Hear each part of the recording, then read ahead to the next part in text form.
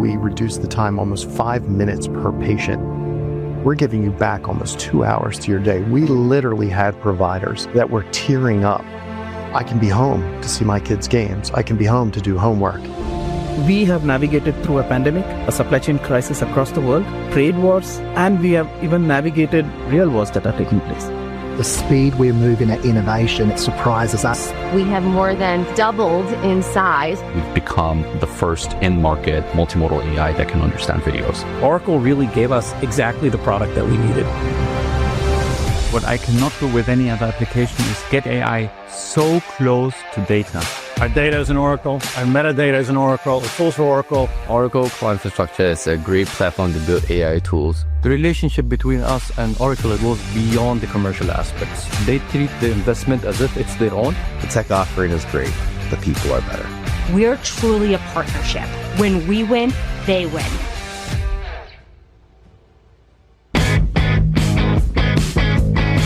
Please welcome to the stage Chief Executive Officer of Oracle, Mike Sicilia.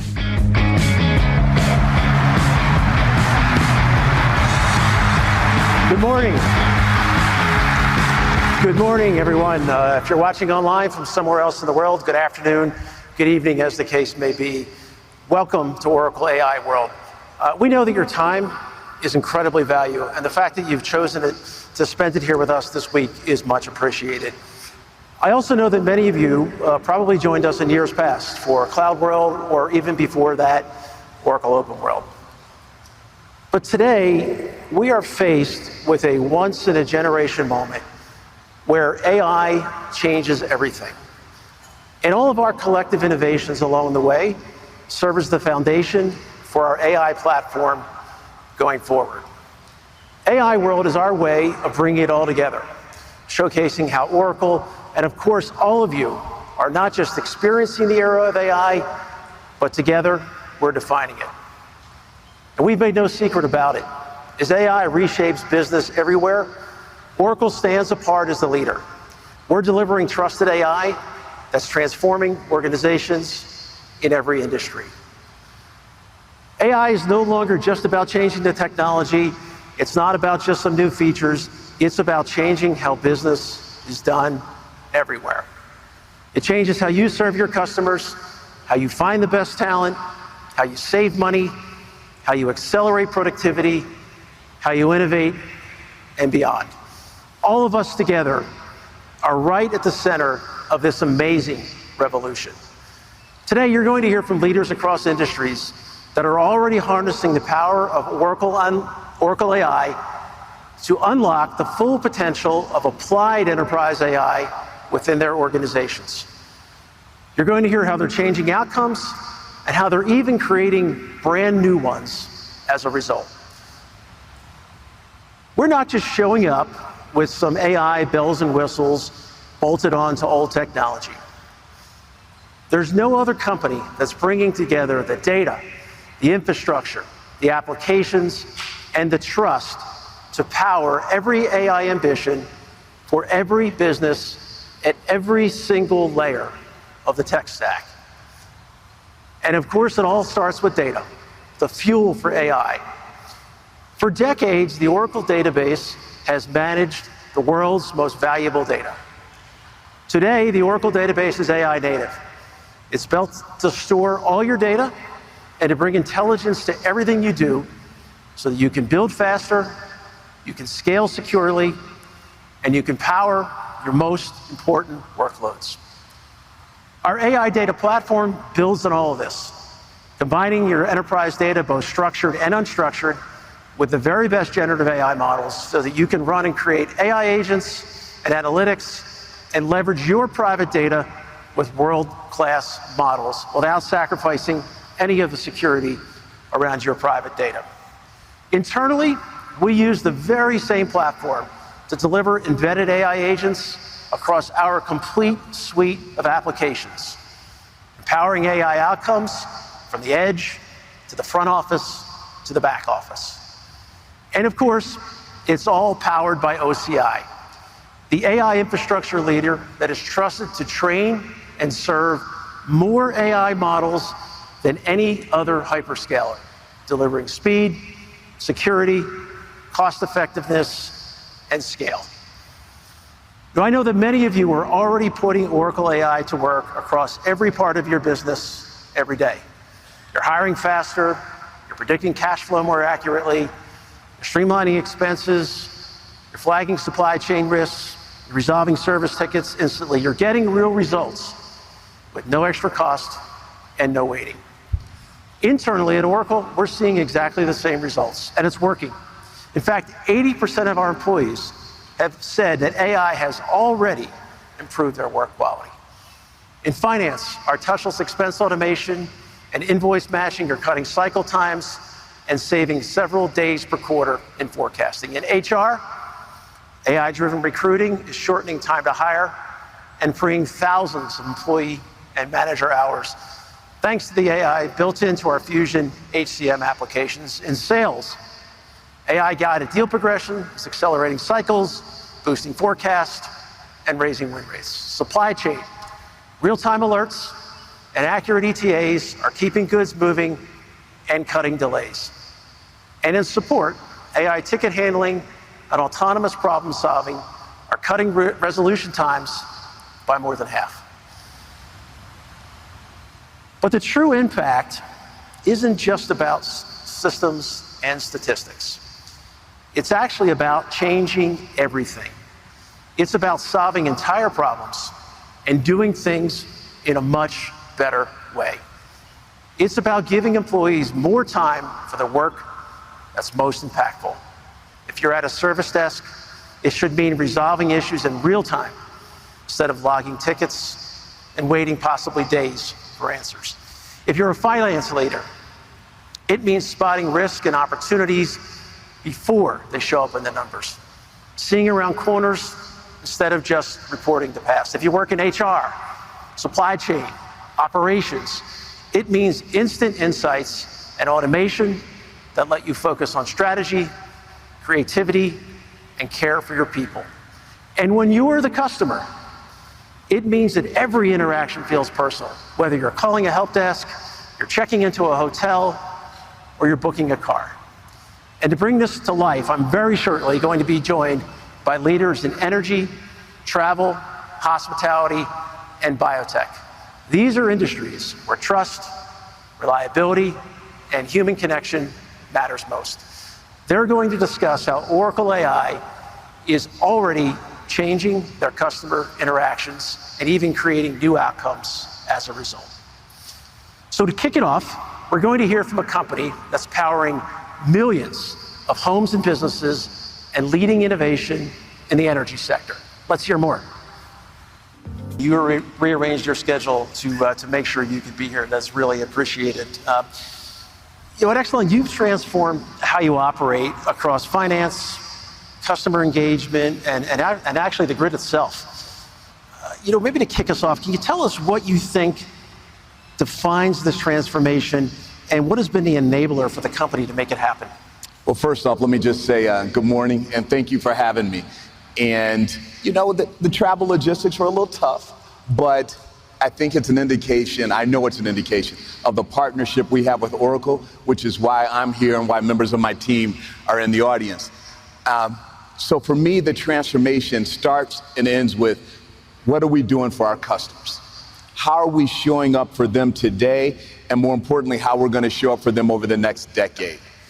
And partnering with Oracle has allowed us to really move things onto the cloud to do a few things. I love the slogan, powering your business, because that is really what it's all about. How can we do things more efficiently, seamlessly, removing costs out, but delivering on higher expectations? And that's really what it's been about from us since day one. And we partner with you guys on a finance side, HR side, operations, and that technology is the bedrock for where we're pushing the organization. Yeah, and it's great. I mean, you've been certainly one of the pioneers in leaning into what I think about is the full stack advantage for both of us. Avoided customizations, just really leaned into the platform, and we certainly appreciate that. What's kind of ironic is when we started that partnership, we maybe didn't realize how much energy and technology were going to converge. I mean, we need a little bit of power for these data centers, and it's really the sort of symbiotic relationship between energy providers and technology has to be stronger than ever to meet the world's demands for AI. From your perspective, where do you see parallels in how our industries are going to meet these demands going forward? The parallels are, to your point, there is definitely a convergence in technology and what we do. We're in an industry now where we will see more transformation in the next 10 years than we've seen over the last 100. So understanding that, so what are we going to do about it? And as someone who operates one of the largest and most expansive grids through the country, we can't keep running the same play. And the technology being placed on our system is an opportunity, but also challenging. So one of the things as a CEO that I think about more than most is security. Every time you add a piece of technology on the system, you expose yourself to a level of risk. So that's one. Partnering with you and technology in general to say, what are we doing to make it more efficient, make it faster, make it better, but minimizing risk? That's one. I would also say the second piece is going back to that customer centricity. How is technology helping us serve our customers differently in the future? You can't just invest for technology's sake, because you can appreciate as a utility, I have to justify every dollar spent. And therefore, I'm always talking about the value add to my commissioners. So what we need from an Oracle and our partners is saying, this is the value-driven proposition of when you talk about costly upgrades are being eliminated. When you talk about seamless transition to data is key for us. Creating a data strategy where we can serve them differently is going to be critical for us. Yeah, it's amazing. You bring up so many parallels there. I mean, obviously, every time we add components to our grid, if you will, or our data center components, we think about what is the potential security impact of this as well. But along the way, we've learned so much from you and your peers in your industry about how to operate 24/7, services, mission critical services. I mean, the days of on-premises software, we were a distributor. We distributed the software, and many times somebody else was implementing that. We have a relationship with our customers as a custodian of these systems, whether or not we're involved in the implementation or not. It's a 24/7 mission critical, can't fail thing. And I want to thank you because we've learned. I think being a technology provider to your industry for so many years, even pre-cloud, pre-AI, has really taught us so many lessons about how to operate at scale. So, one of the things that's key for us is that utilizing technology where we're taking the industry. I'll share with you where Exelon is as far as its operations. We are so proud that we are the leading organization in the industry in terms of reliability and resiliency, but we have to get better. Because as more of us are working from home, more of us are utilizing technology and educating our children, all technologies, it's so important. Our customers have less patience when you go down. And I think, what you're dealing with in technology as well. So when I talk about 24/7 operations, that's critical for us. And your technology is embedding that because the data analytics and what we're going to use is going to help me get to 24/7 blue sky days. So how does that change your relationship with customers, both consumers and businesses? One that goes beyond, an interaction with the utility when the lights go out, when there's outages. How does that transform the relationship? How we communicate to them is critical. So imagine on a blue sky day, you get home and the lights have been flickering. It's nothing more frustrating. But if I can do preventive maintenance on the system, communicate with my customers early, and let them know what's going on, they can plan for it. When I can tell my customers after any storm, you'll be up within 12 hours because I know what it takes, that's the investment in the system. When my customers call, utilizing the data that we've received from them and understand why they're calling, and service them better without them ever having to do anything except for dialing our phone number is critical. That's the relationship and how it's changing. I have to say, as a customer in one of your service areas, thank you. Your communications around outages, which are infrequent, by the way, but usually storm-related, are incredibly accurate. And it's always great to get the text and get the restoration time and know that maybe there's a little bit of Oracle tech behind that as well. So it's a lot of Oracle tech behind that. We appreciate that partnership. Now, you've said, thinking now in the future, you've said before that you see AI as an enabler, a way to help employees and customers alike both be more efficient and informed. As you look ahead, where do you think the investments are in AI, and how is that going to play out in helping you achieve that mission? Yeah. So you can appreciate in the utility industry, we're not the leaders in deploying AI technology because of all the other things that we're dealing with, but we should not be the laggards. I would tell you that I see AI implementation around our customer area more than anything else. We're utilizing it. We're utilizing it now within our finance, our legal, and our regulatory matters, but where we'll have the biggest benefit is in the customer segment. And most people think of AI from a standpoint of it's going to cost you to lose jobs. But if we think of deploying that technology in that way, we're going to miss the whole opportunity. It is really going to be around, one, how we capture that data and utilize it to the benefit of our customers ultimately, to drive communication, outages, to drive interactions, in addition to driving how we invest in our grid.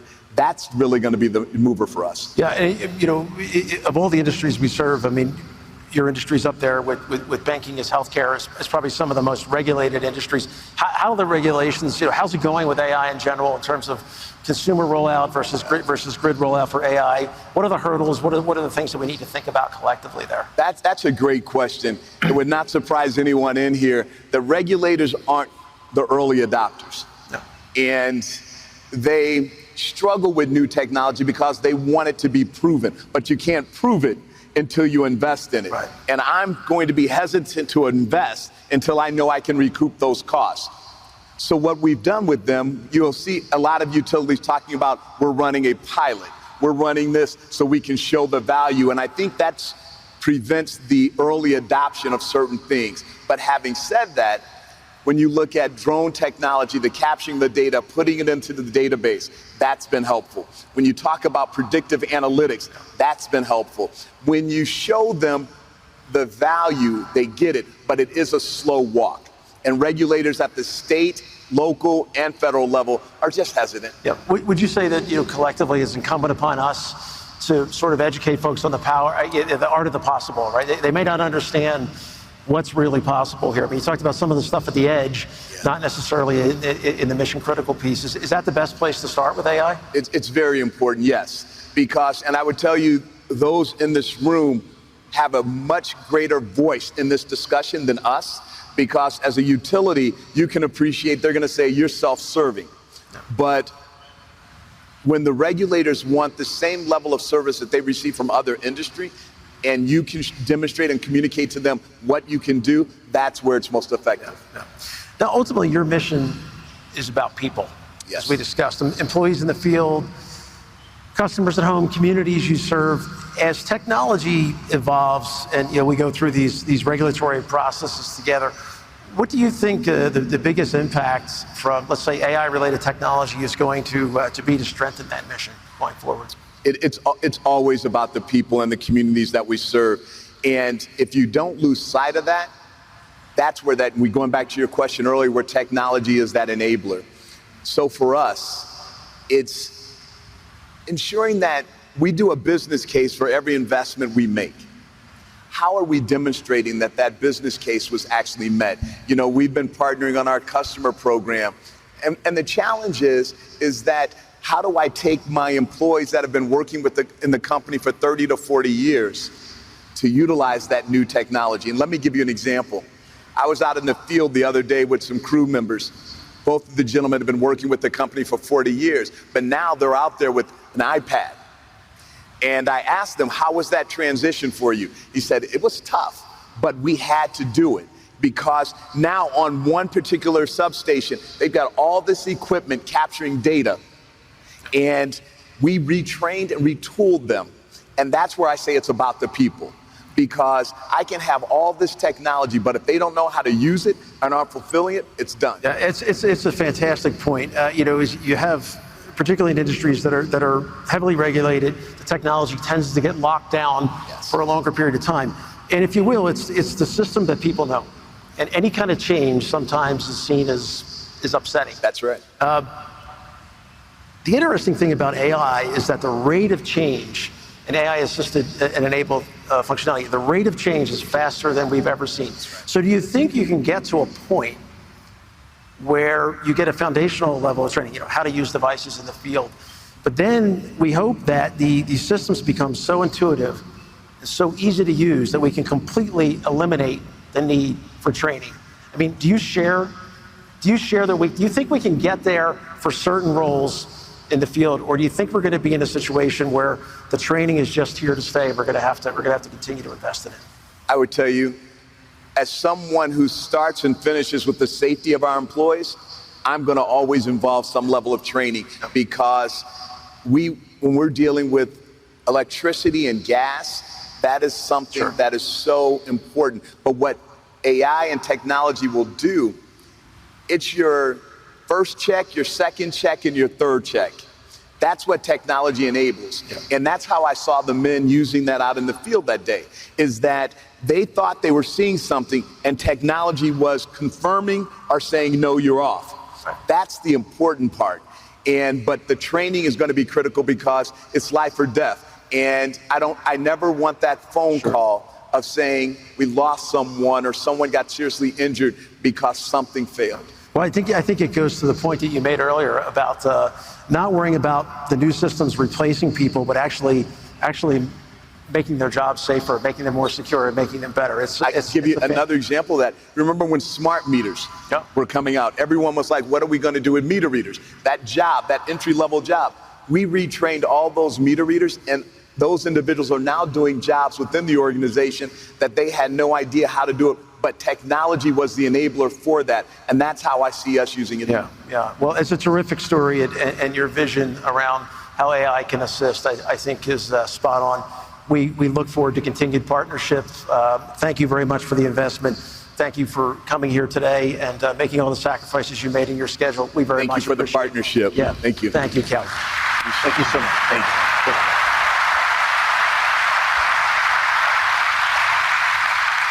Okay, so next we're going to talk with an industry titan who's running one of the most complex data and pricing systems in all of global transportation. Let's learn some more. Please join me in welcoming Executive Vice President and Chief Digital and Innovation Officer at Avis Budget Group, Ravi Simplebhakar. You have a lot of fans out there. Thank you for being here, Ravi. Thank you. Thank you very much. So, Avis is known for optimizing every part of the customer and employee experience, from fleet management to pricing to automation. So let's start just big picture. What are some of the business goals that you're pursuing with AI, and how is it actually transforming your organization? Right. So, at Avis, the Avis Budget Group, well, first of all, thank you for having me here. But in our company, we have three major pillars that we're very laser focused on. The first is customer. That includes customer acquisition and customer experience. The second is vehicle. That includes buying and selling of vehicles, supply chain, pretty complex processes. And the third is people, people who are our greatest asset. And so as we look at how we want to invest in our company and grow our company, and also find adjacencies to our current business, which is car rental, we have to look at technology as the bedrock of everything that we do going forward. So when we look at how we manage our business, we have a strat plan that extends into end of 2027. And we have very clear measurements and metrics and KPIs on what kind of revenue, what kind of EBITDA, margin, customer experience scores. And all of these come together in our performance and how we manage our performance throughout the company. And technology, especially with the advent of AI, is now playing a very deep and important role in our business. Now, speaking of your transformation in AI, you were one of the very first customers to go live on the Oracle AI database. Why did you start there, and what was the problem you were trying to solve? Well, okay, why we started this rather simple. We were on a highly deprecated version of Oracle, and to get support, we had to jump. And so we decided, hey, if you're going to jump, we might as well jump to the latest and greatest that's out there, where Oracle is investing in. And the more I heard about 23AI and its capabilities, well, the initial capabilities, but the roadmap of capabilities that extend over the years, I discussed this with my team, and we thought it would be the best option for us to go jump right into it and be with Oracle as they're building out this product. The capabilities that you espouse are the ones that we will be using intensively at Avis to drive our business. So I'm very hopeful that they'll come out soon. We've already migrated a bunch of our data across to OCI and 23AI and OCI, and we will continue to do that all through next year.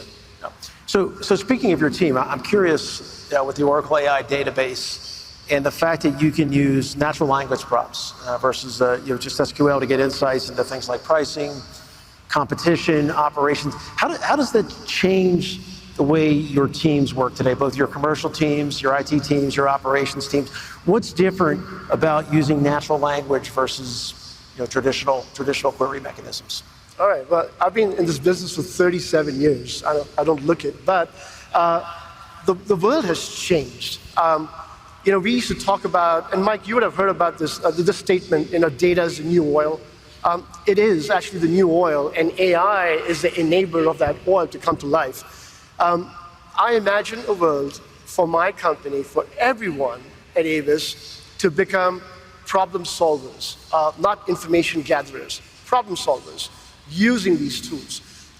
Asking a question in natural language and having your curiosity served by the engine is what we need. Think about the world today of analytics, where the vast majority of people are using some sort of dashboard or the other. And a term that you would all be aware of or familiar with is slice and dice. You guys remember that? You tap on something, you click on one link, and you go to another link. And by the time you get insights from the data so you can actually take action, there's quite a big lag there. But imagine if you were able to ask the engine the question where you're trying to get to in the first place, the answer you're trying to get to, without having to go through the rigmarole of trying to read through the entire process. And to me, that's the power. And I want to give this capability to our entire company in their divisions, whether it's commercial, whether it's operational, of course, technology, so they can run their business in a far more efficient manner. Yeah, I was just going to ask you that. I mean, does this free up your IT team for different types of work? And are you going to allow the commercial teams to directly query using natural language into these systems? Yeah, absolutely. Today's technology team needs to enable our entire business. My team, and I'm really proud of them, they're the epicenter of driving the growth and the modernization of our business. Our job is to enable everyone and get out of the way. And that's what, so I see our roles, migrating away from who we are today to becoming senior business advisors to the rest of the company on how to adopt technology and move forward. Now, shifting gears a bit, obviously you've made a huge investment in the Oracle AI database, but you're also making a huge investment in Fusion, our Fusion applications. And you're bringing embedded AI, particularly into your finance system with the Fusion AI agents. Where are you leading in first? What advice would you have, and what kinds of results do you expect to see as deploying those AI agents? All right, well, first of all, a tip of my hat to Mark Hura and Jody Clayton for actually enabling all this for us, so thank you. I would say it's everywhere, but so we're trying to contain ourselves because the opportunity is so immense. So the areas I'll kind of focus on are procurement. We have a brand new leadership in the company that's driving procurement transformation. And then that runs across fleet, supply chain, parts, what have you. It's a huge function that we haven't paid much attention in the past. But now we have the platform, we have Oracle Fusion. And then you have the AI agents on the other side that have been built specifically to drive these processes into becoming far more efficient. It behooves us to dive into that, so making procurement more efficient. On the field, we have our field agents, I would say actually technicians, who need to order parts in real time. I don't want them to have to think about which part to order for which car, and at the best price. They just need to ask for the part, and the engine needs to decide at that point in time what is the best part for them to have. So that's huge, for them. It drives efficiency on the one hand, gets our car back into the mix for rental, and it also saves costs on the backside of the equation. So really happy about that. Data quality is huge. Today, my team, just because of the legacy that we inherited, we used to spend an inordinate amount of time cleansing data that traversed between systems, which for smart technology people is a very mundane, boring, and just a bad task. But we are using Oracle technology to actually automate the data cleansing and the data quality so we can focus on bigger, better things. So I can say, there's a tremendous push across the organization, and there are a plethora of examples that I can talk to. You spoke a bit earlier, again, about not just the quantitative impact, but the qualitative impact on the business as well in terms of time and decision quality. How do you, and we're hearing that in lots of industries, it's not just about faster, less expensive, but actually qualitative. How do you measure the qualitative impact of AI, and how does that differ from measuring traditional ROI on a project? That's a great question. Well, business goals and metrics and KPIs will always remain the same. Today AI is the enabler. I'm sure in about 10 years from now there'll be AI plus quantum or what have you. There'll be some new technology, but you have to always keep that under the cover. What matters most is how are we driving our business? Are we growing market share? Are we growing revenue? Are we growing margin, EBITDA? Is our customer experience getting better? These are all tangible measurements that we make today. How AI plays into this, in my opinion, is our decision-making timeline from the time we observe that something needs to get done to the time it gets done and it's out there in front of our customers, in front of our employees. That time is greatly, greatly reduced. What AI does for organizations is it gives back the most important commodity that we have no control over, time. Imagine if something that took you 5 hours to do in a day took you less than 2 minutes. My God. It's not about golf, you could go golfing, but you could do more work. I really believe that that's how we're going to measure this, how quickly we are out to market, and how quickly we're able to make the right decisions for the company. So with all that time back in the day, you look out in the near term or even far term horizon, how does it change the role for your IT team? Do you see your IT team as becoming more of a strategic advisor inside the company? How does that evolve? What does that look like over time? It was an interesting question, so I thought a lot about that. So next year we're going to be 80 years old. So you can imagine where we run the gamut from the very legacy way of doing things, legacy processes, to the very modern way of doing things. So we've got everything in the middle. My goal, and the way I want IT to be positioned, is to enable our people, again, who are our biggest asset. And yesterday I said it in a forum too, for me, AI does not stand for artificial intelligence. It stands for augmenting individuals. Our job as leaders is to grow people. And I see for us, at Avis, what my team has done, the magic they've delivered over the last few years, is definitely in that direction. We are going to become senior advisors to the company on how we can meet our company goals and exceed them every day.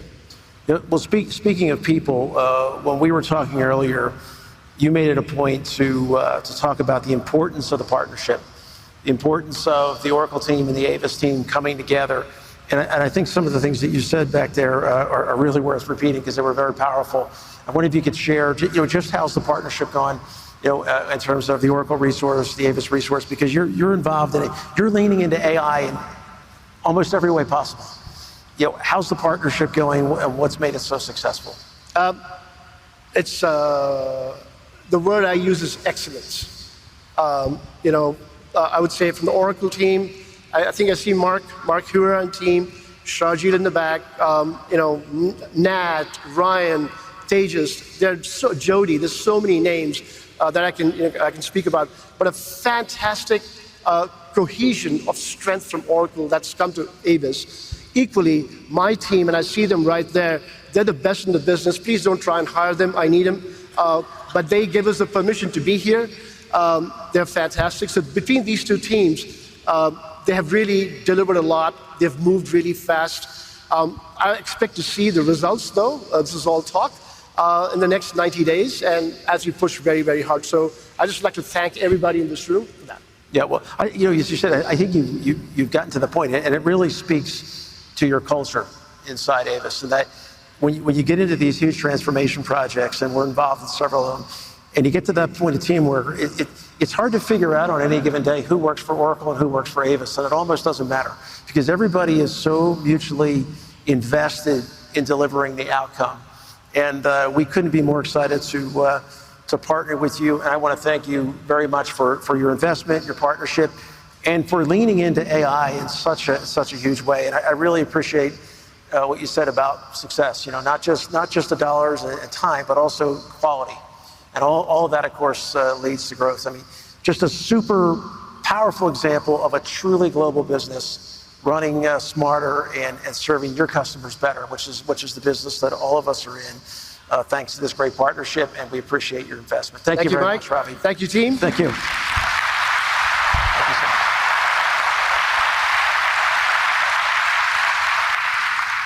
All right, now we're going to be joined by another iconic brand. It's reimagining hospitality, and they're using AI to empower employees and to enrich the guest experience. Let's see what... Please welcome to the stage Chief Human Resources Officer and Executive Vice President, Global Operations Services of Marriott, Ty Breland. How you doing? Thank you. Thanks for being here, Ty. I saw some of the smoke come out. I thought maybe Def Leppard was coming on with you or something there, but... well, again, thanks again for spending your time here with us this week. I know you're quite busy, and we appreciate you coming here to tell the Marriott story because I think it's a terrific one. That's great to be here. You've got a huge workforce, massive amount of associates worldwide, most of them in customer-facing roles. So how do you think about AI, you think about the approach, how do you approach that to both empower your employees and enhance the guest experience at the same time? Yeah, so at Marriott, we have 800,000 people at 9,000 properties in 143 countries. And we've been guided by our core values for nearly a century. And at the heart of those core values is really putting people first. So as we started to deploy AI, we started there. How can we best help our people? And that's kind of guided us through this journey. Really looking at what matters most. How can we help our associates? Take the friction out, create capacity for them so they can better serve our guests, but really starting with the people. At the end of the day, if we really get this right, AI isn't replacing the human touch. It's bringing the human forward. Well, speaking of people, you've got a three-part decision lens that you look at. It's associates, customers, guests, and owners, all three of which are people organizations. How do you, again, maybe expanding on the first question, how does AI support all three groups at once? Because all three are very important constituents for your business. Yeah, so at Marriott, a lot of people don't know, but of those 9,000 properties I mentioned, we only own a handful of them. The vast majority are owned by REITs or individuals. And so those owners are a huge and very important part of the equation. So, of course, as I mentioned, every time we're making a decision or trying to look at an opportunity, we look at it through the lens of our associate. We look at it through the lens of our guests, but also those owners. And so for those associates, as we're deploying AI, we're really looking to, simplify their roles and really enrich the work that they're doing. For our guests, we want to give them a more personalized, authentic experience and speed things up. We're moving at pace and people demand that, so we really want to, better serve those guests. But for those owners, it's really taking out the cost and complexity, generating efficiencies so that we can produce stronger returns and they continue to grow with us. You were sharing with me earlier today just how much work somebody checking a person into a hotel is actually doing behind the scenes. As you're standing there at the desk, just how much screen flipping is happening and how much that poor person actually has to do to get you properly checked into the hotel. And more times than not, it goes seamlessly well and the experience is great. In your opening comment, you said it's not about replacing humans, it's actually bringing about the human part of hospitality forward. It's actually about accelerating the human interaction. So let's kind of walk through checking into a hotel, checking into a Marriott property. In the age of AI, what does it look like for the associate and for the guest? Well, let me start with how it looks now. If you ever really want a challenge, go try to check someone in one of our hotels. But today, we're working across dozens of systems. We call it swivel chair. We're in the midst of a journey of our digital and technology transformation that's really going to change that process for good and take those dozens of systems and move them into a more unified view. But today, when you check in, it's a very manual process. It's navigating multiple systems. You'll notice when you check in, there's a lot of key punching going on as someone's trying to pull up your reservation. And then if you have to make a change to it, they're jumping out of that system and into another one. So with our digital and tech transformation, it's going to be all this unified view, what we're calling single pane of glass. It'll be more of a point and click process. And what that's going to do for us is really allow that associate at the desk to come out from behind that desk. Less of the time on process and more of the time with people and engaging them in conversation, sharing facts about the property, things that they can do around in that general area, but really engaging in this more authentic hospitality as opposed to being hung up in the process of keystrokes. Are your associates excited about AI? I mean, when they've seen little glimpses of it, do they want more of it? And if so, how are you helping people feel confident and comfortable with the tech rather than intimidated by it? Because we see the same issues in maybe healthcare, I'll say. Yeah. You've got these very complex systems, and while nobody really loves using them, it is the system that they know. And change is change. Yep. Change is always going to have some amount of negativity because I got to learn something new. How's it going for you, and how are you getting people comfortable with this new generation? Well, I think first, we started our journey with our AI studio in 2023, and we were very purposeful about having it co-chaired by our head of global tech and revenue, our chief customer officer, and myself from an HR and operations standpoint. And as we started to engage in this journey, that word confidence was really at the apex of the conversation. How can we best get our associates to want to grab the technology as opposed to it feeling pushed on them? And so we started by, we have our customer engagement center. So that's the number you call if you need to change something or book a reservation if you're not doing it online. But for those agents, we went out and said, what's the most painful part of your job? If we could fix 1, 2, 3 things that would enrich your role, what would it be? And so we started there. And as we started to deploy those solutions, it became contagious. They really wanted more. They're adopting it, they're sharing it with their colleagues and really putting it to work. We're in a really fun industry. People want to serve others, and so they want to take that time and do something with it. I think a lot of times when we're talking about efficiency of days gone by, it was how do you do more with less? And what we're really trying to do with AI is how do you do less but have more impact? True.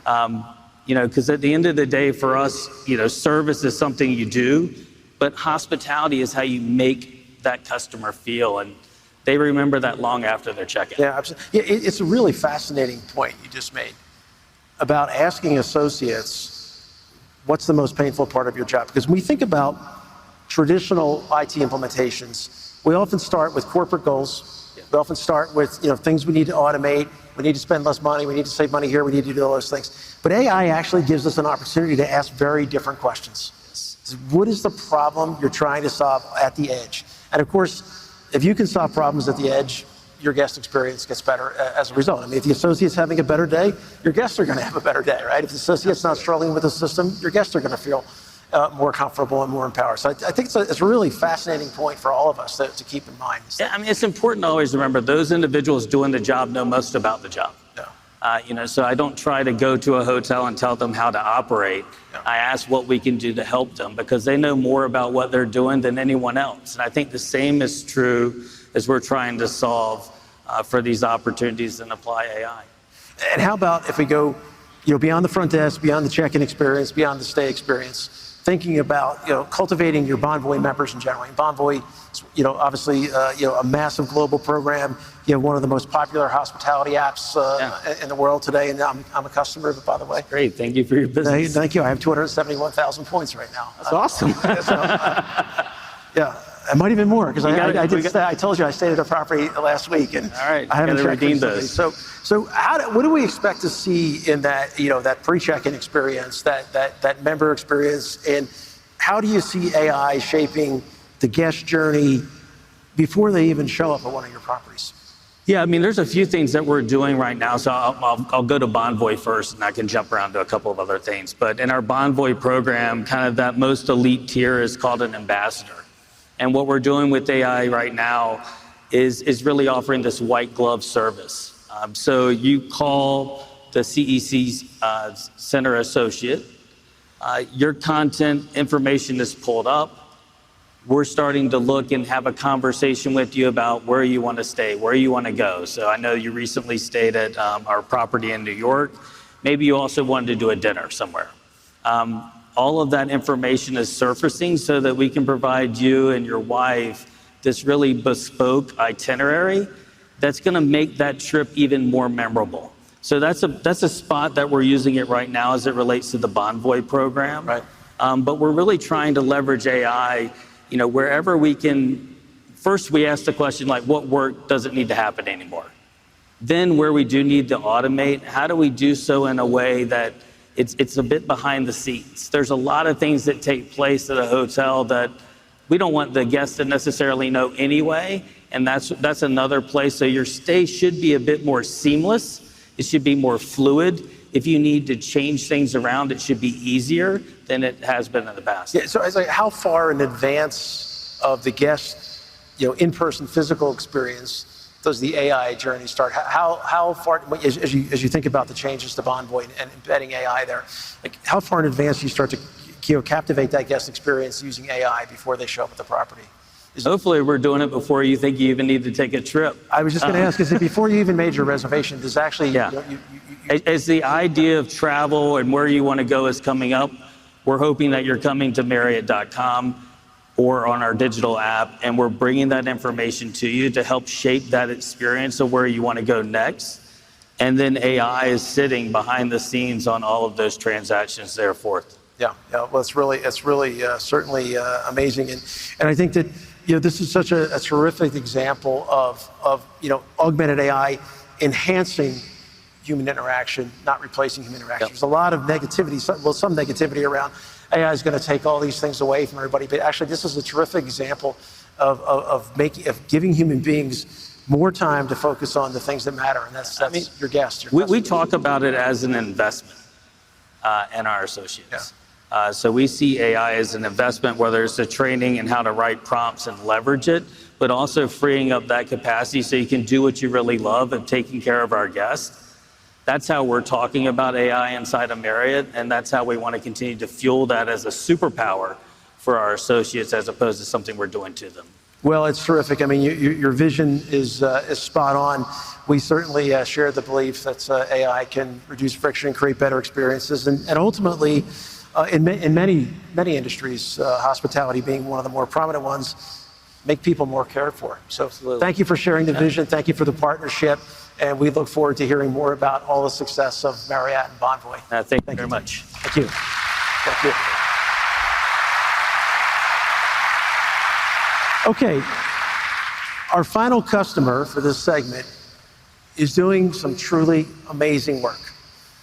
They're going to talk about using AI not to just transform a business, but literally to save human lives by fighting antibiotic resistance. Let's take today. Your story is, I've had the chance to hear your story, and I can't wait for everybody else to hear it because it's simply amazing. Oh, thank you. It's just an incredible use of AI. But maybe for those that aren't familiar with BioFi, could you tell us what's the mission?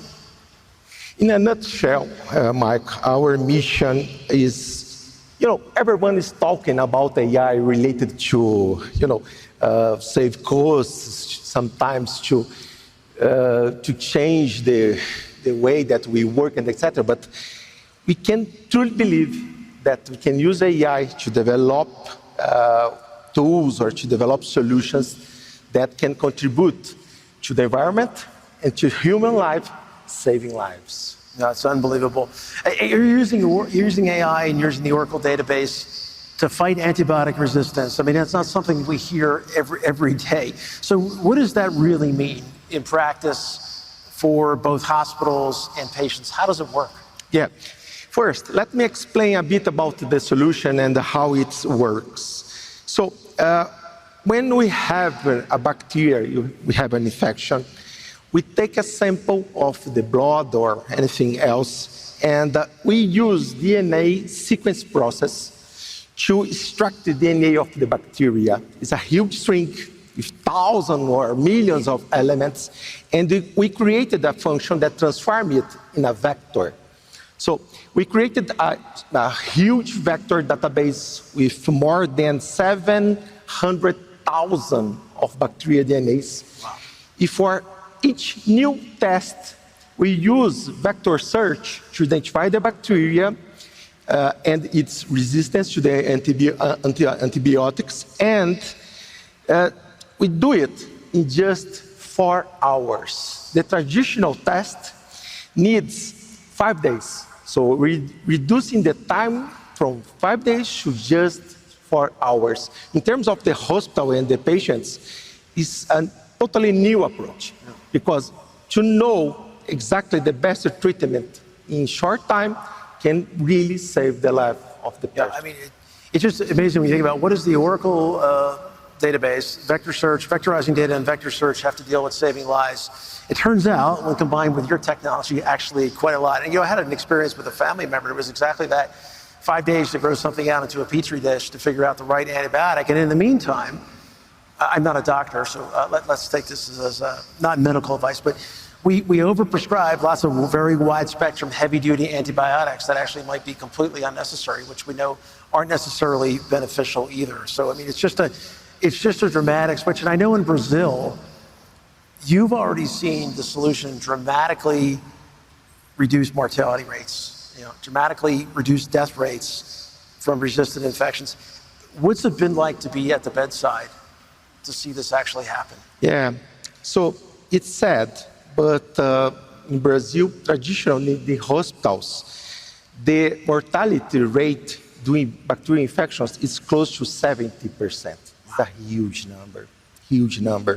So using our solution, we reduced it to 50%, and we truly believe that we can go further, maybe less than it, maybe 30% or less. So only this year, I'm talking about 2025, we are expecting to save 2,000 lives, only in Brazil, only in the hospitals that we are working now.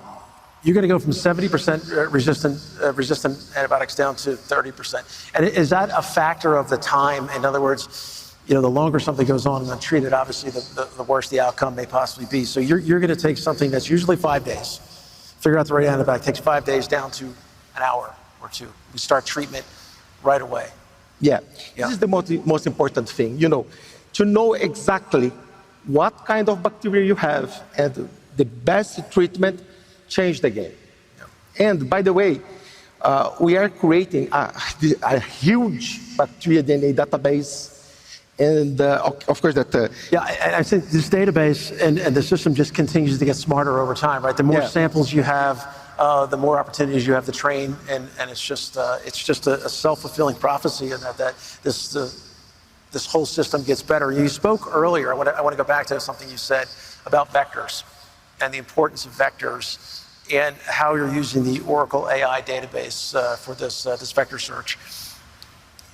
Why was that the breakthrough, and what were the options previously before you used the Oracle AI database vector search? The traditional test, as I told, it consumes 5 days. It's a long time. And there is another problem. The other problem is that bacteria are evolving, are having mutations.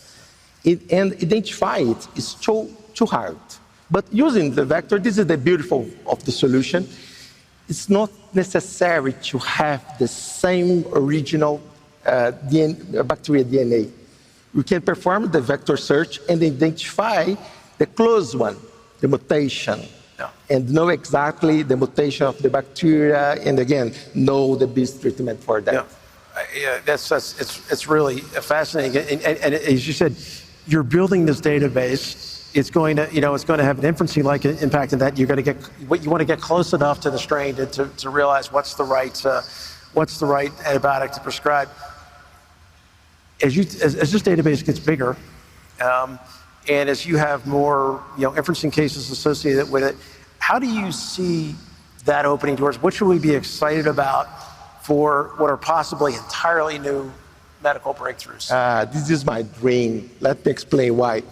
With this database that we have and we are growing it, we started to research the use of AI to develop new antibiotics against the superbacteria. So now it's possible to use AI to create new drugs and test it in silico instead to test in humans and etc.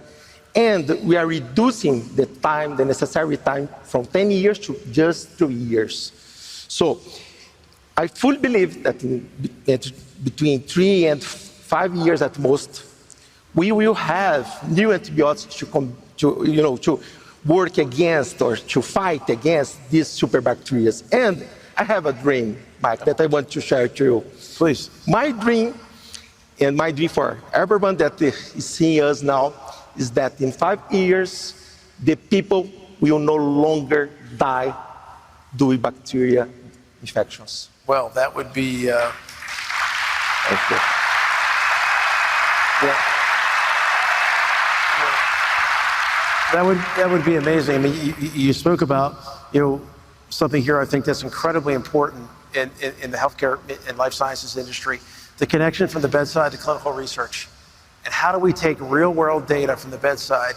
How do we turn these global databases into wonderful tools for clinical research? So I want to replay what you said just to make sure I got it right. Right now, you take a sample, we find out the right antibiotic very, very quickly. We still have a certain percentage, maybe 30%, as you roll this tech, maybe we get down to 30% of bacteria that are still resistant. They're super bacteria. They're resistant to any antibiotic that's on the market today. Likely for somebody to turn septic or pass away as a result. But you think as a result of this database, paired with the life sciences industry, paired with molecular discovery, drug discovery, genomics, it all comes together, we can actually create new precision medicines for that particular patient, for that particular strain, even if, I want to make sure this is true because this is absolutely fascinating, even if it's the only strain, the only time we've ever seen that strain, the first time we've ever seen that strain. Thank you very much. Right. Thank you. Yeah, I mean, that's just incredible, incredibly inspiring. And there is something that I really want to say to you. This is one very important reason that we are together with you, with Oracle, because we have the same purpose. I really know that Oracle takes care of health, and by the way, your team is amazing. They are together with us, helping us to create this kind of solution. Well, we appreciate it. I have to admit, I think when we created the vector database, we didn't think about that use case, but you really have taken this thing to somewhere that's just staggering. So, clinical research, molecular discovery, how fast can we get a molecule to a medicine? How many lives can we save?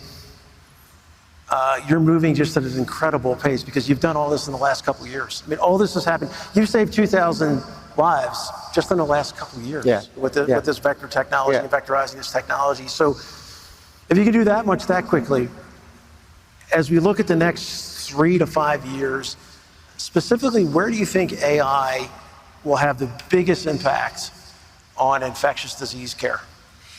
So first, as we told, to discover new drugs, to have best treatment, and etc. But there is something so new that we started to work. By the way, one of the hospitals that are working with us is here with us. I'm so proud of that. And, it's a real success history. And they are here together with us.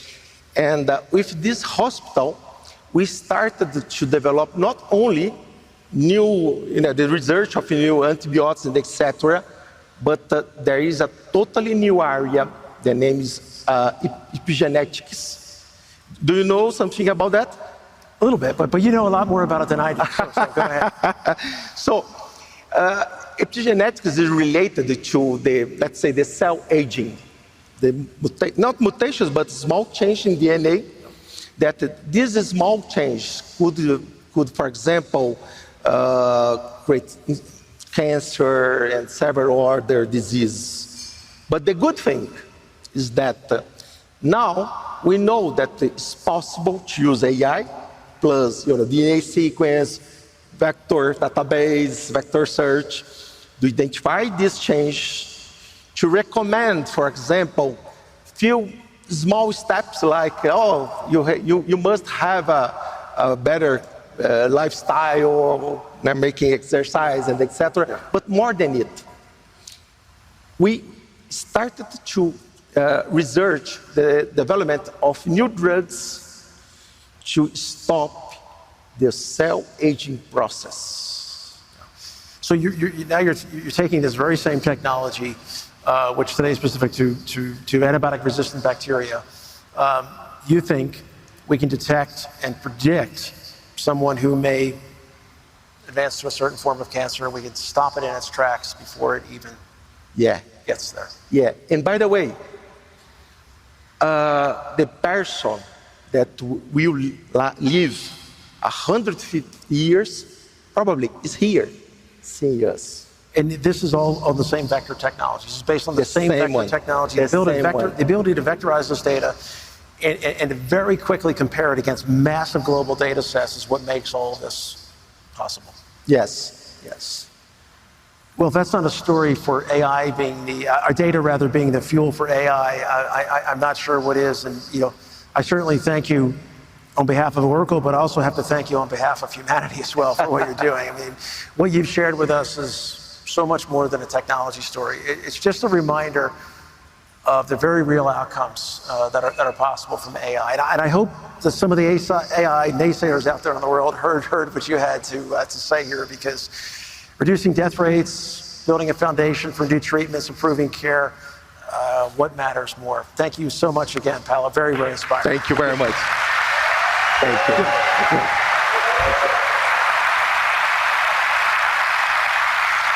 Okay, so what a story. Everything you've heard today shows what's possible when AI is built in and not bolted in. And of course, none of it would be possible without all of you. You push us to keep innovating, to solve the hardest problems, and to make AI practical and trusted at enterprise scale.